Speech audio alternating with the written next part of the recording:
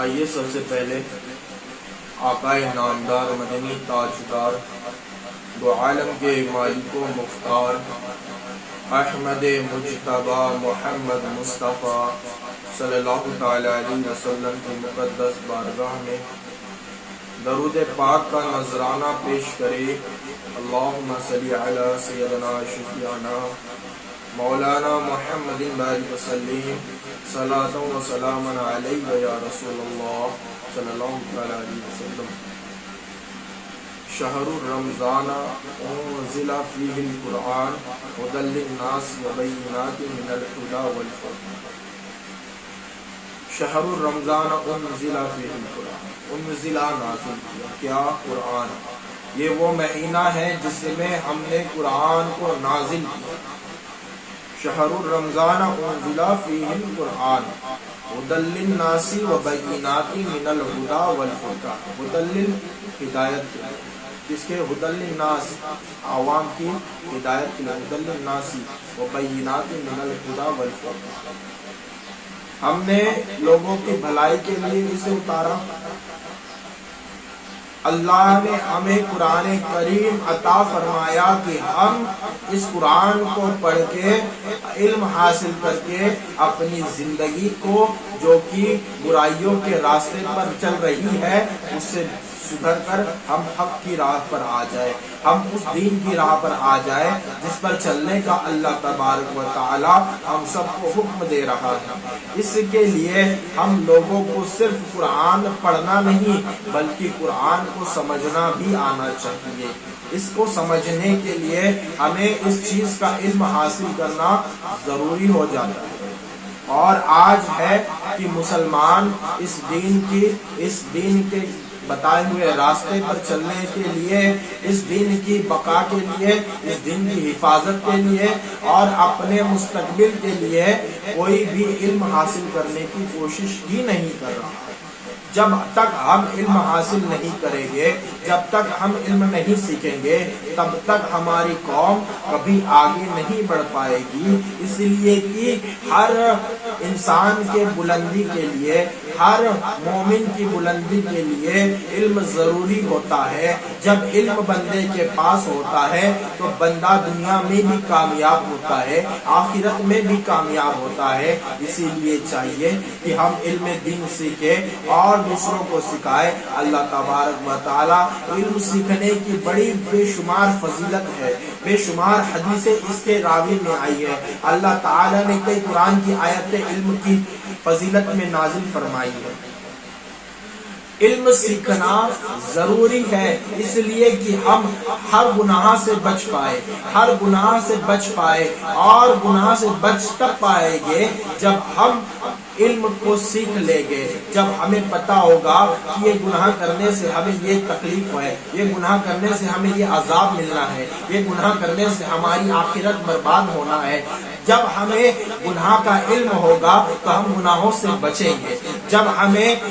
عبادت کا علم ہوگا کہ کس طریقے سے عبادت کرنی ہے، کس طریقے سے نماز پڑھنی ہے، کس طریقے سے روزہ رکھنا ہے، کس طریقے سے حج کرنا ہے، کس طریقے سے زکوٰۃ نکالنی ہے، کس طریقے سے زکوٰۃ دینی ہے، کسے دینی ہے، کب دینی ہے، کہاں دینی ہے، کون دے گا، کیسے دیں گے، کتنا نکالنا ہے، کتنا دینا ہے، یہ تمام چیز کا علم جب ہمیں ہوگا تو ہم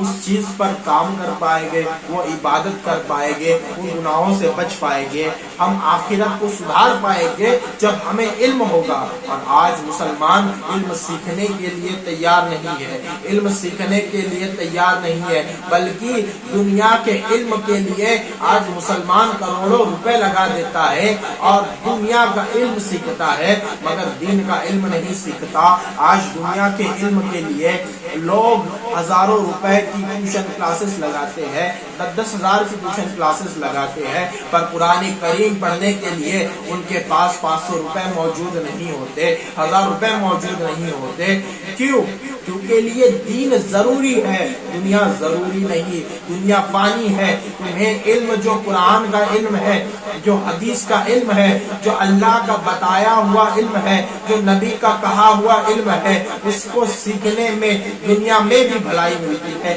آخرت میں بھی بھلائی ملتی ہے، دنیا میں عزت ملتی ہے، آخرت میں بھی عزت ملتی ہے۔ میں یہ نہیں کہتا کہ دنیا کا علم حاصل نہ کرو، بلکہ دنیا کا بھی علم حاصل کرو، دین کا علم بھی حاصل کرو۔ آج مسلمان اپنی اولاد کو دنیا کے علم سکھانے کے لیے کئی ملک بھیج رہی ہے، دور دور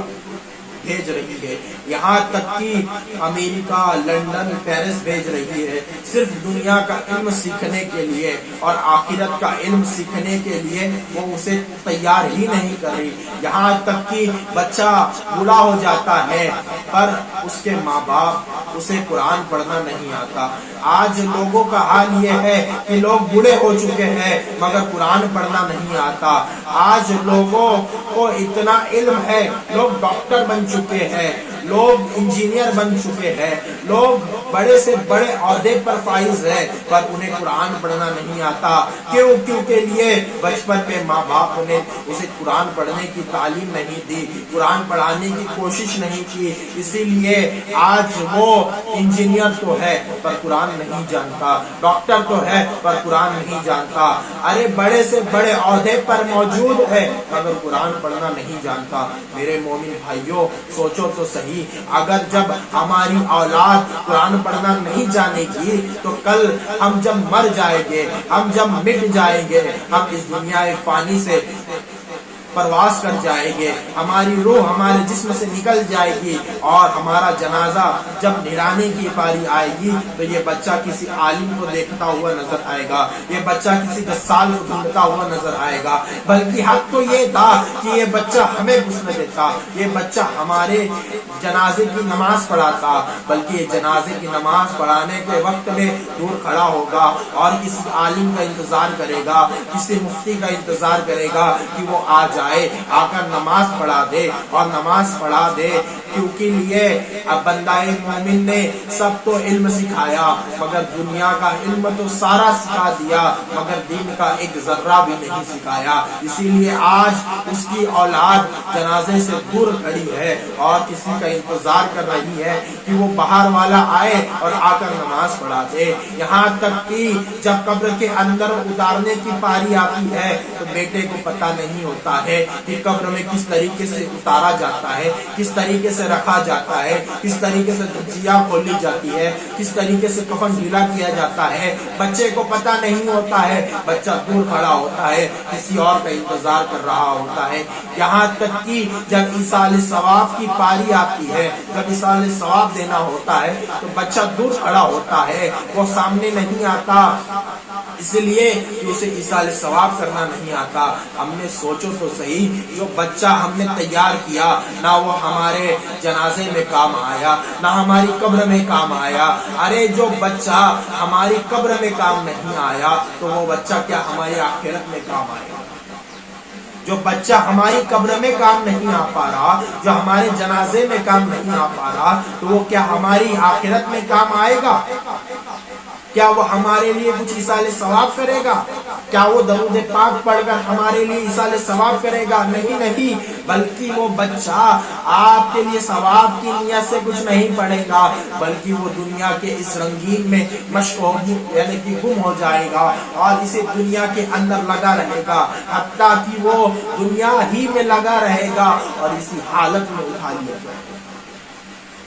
آج ہم جب ہماری اولاد کو مدرسے میں ڈالنے کی بات آتی ہے تو ہم کہتے ہیں نہیں نہیں، مدرسے میں نہیں ڈالیں گے ورنہ ہمارا بچہ کما نہیں پائے گا۔ مجھے بتائیے کہ ہم مدرسے میں کمانے کے لیے پڑھتے ہیں کیا ہم مدرسے میں اس لیے جاتے ہیں کہ ہم کمائیں گے کھائیں گے؟ ارے رزق دینے والی میرے اللہ کی ذات ہے، اللہ ایسی جگہ سے رزق دیتا ہے کہ تمہیں گمان بھی نہیں ہوتا۔ آج ہم مدرسے میں کن بچوں کو ڈالتے ہیں، ہم مدرسے میں کس چیز کو دیتے ہیں؟ ہم نے کبھی غور کیا؟ ہم مدرسے میں زکوٰۃ دیتے ہیں اس لیے کہ وہ ہمارے کام کی نہیں ہوتی، ہم مدرسے میں فطرہ دیتے ہیں جو کہ ہمارے کام کا نہیں ہوتا، ہم مدرسے میں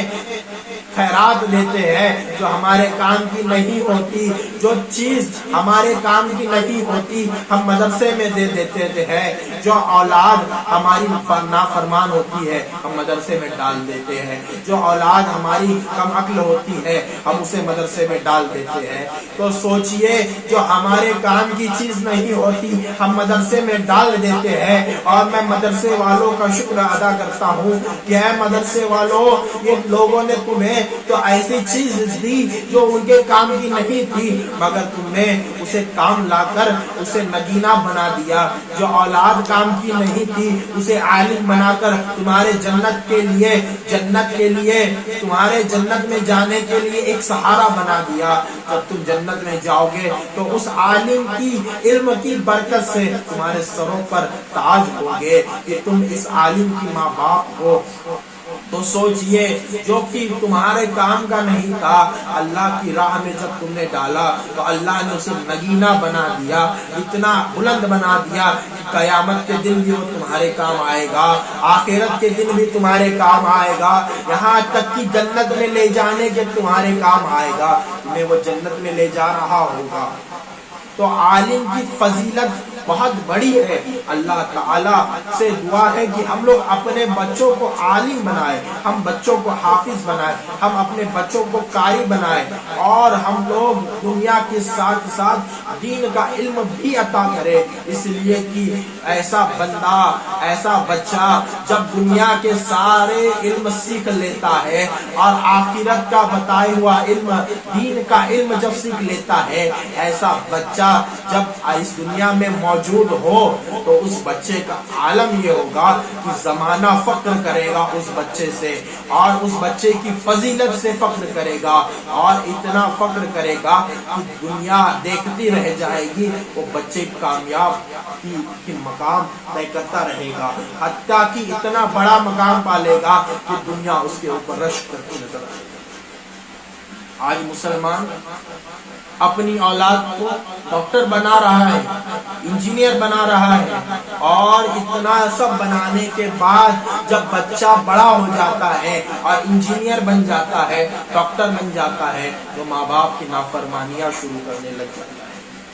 اور گناہوں میں مبتلا ہو جاتا ہے، گناہوں سے بچنے کے بجائے اور گناہوں میں جاتا نظر آتا ہے۔ جب ماں باپ اسے سمجھانے کی کوشش کرتے ہیں تو ماں باپ کو کہتا ہے تمہیں کیا پتا، تمہیں کیا پتا، تمہیں کیا پتا کہ یہ اس میں مزہ کیا ہے، اس میں لذت کیا ہے۔ تو میں یہ ایسے بچوں سے کہنا چاہتا ہوں کہ تمہیں کیا پتا کہ خدا کے راہ پر چلنے کی لذت کیا ہے، تمہیں کیا پتا کہ ایک سجدے کے اندر کی لذت کیا ہے، تمہیں کیا پتا کہ نماز کے اندر کی لذت کا مزہ کیا ہے، تمہیں کیا پتا جب آنکھیں اللہ کے بارگاہ میں جھکتی ہے اس کا مزہ کیا ہوتا ہے، جب لب اللہ کی راہ میں کھلتے ہیں اس کا مزہ کیا ہوتا ہے۔ ارے میرے بھائیوں، یہ دنیا ختم ہونے والی ہے، تمہیں ایک نہ ایک دن مرنا ہے، تمہاری آخرت قریب آنے والی ہے۔ تمہیں چاہیے کہ ہم عبادتیں کریں اور عبادت کر کے اللہ کو راضی کرنے کے کام کریں، اور اللہ کو ہم اس طریقے سے راضی کریں جس طریقے سے راضی کرنے کا حکم ہے، جس طریقے سے راضی کرنے کا ہم پر اللہ نے کہا ہے، اس طریقے سے ہم اللہ کو راضی کریں اور اس رسول کی اطاعت کریں جس رسول نے ہمیں